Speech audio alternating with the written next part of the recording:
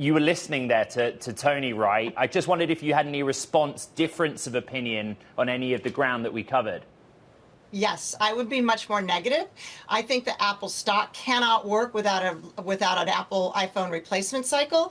And Tim Cook said on the call that they have 20 generative AI capabilities involved in its current iPhone, but next year we're going to get really the Apple Intelligence step up. So that's 2 years after he originally promised it, which means we're not going to get an iPhone replacement cycle this year in September. It would be next year at the earliest, which means I don't think the stock can work. I don't think it can outperform. Meanwhile, when you listen to Alphabet, they've got Google Gemini, and they are incorporating generative AI features in every one of their products, including Android, which is the primary competitor here. So you and I aren't incented to go out and replace our iPhones, which means our iPhones are getting another year older.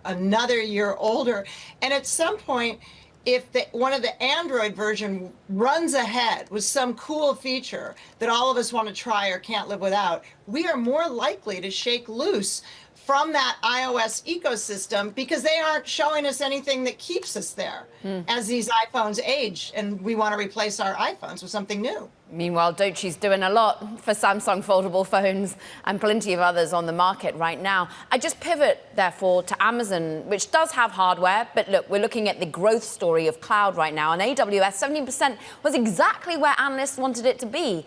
But did it just pale into comparison compared to where Azure was and where Google is in terms of cloud? Yeah, so what they said was that there was real margin pressure here, right? Margins went to 32%, down from 39% last quarter, and like Google's cloud margins were through the roof, so were Microsoft's. So when you have they're all capacity constraints. So we would have forgiven Amazon the 17% growth rate in revenue if their margins had stayed at that very high sort of 40% level, because they're out of capacity. So they should be like charging a lot for anybody that uses demand in their cloud.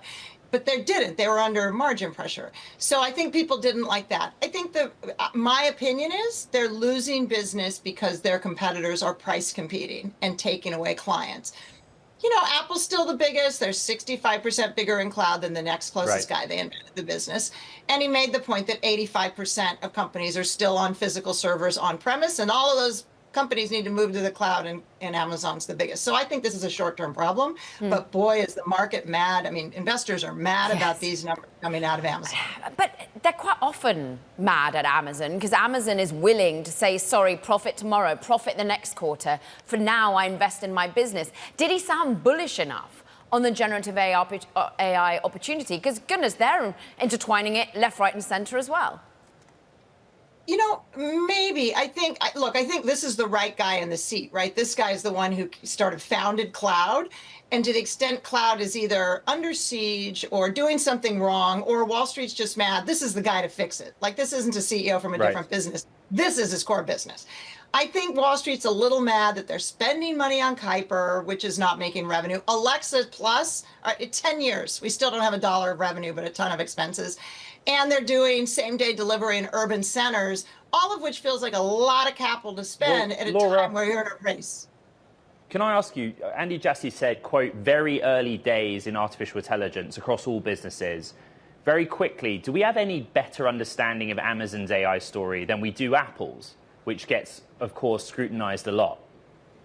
Yes, much better. They have a very clear AI strategy, which is to host everybody else's AI cloud on theirs. Remember, Google's proprietary, Microsoft proprietary. Amazon's strategy is to host all large language models. It just wants the cloud fees.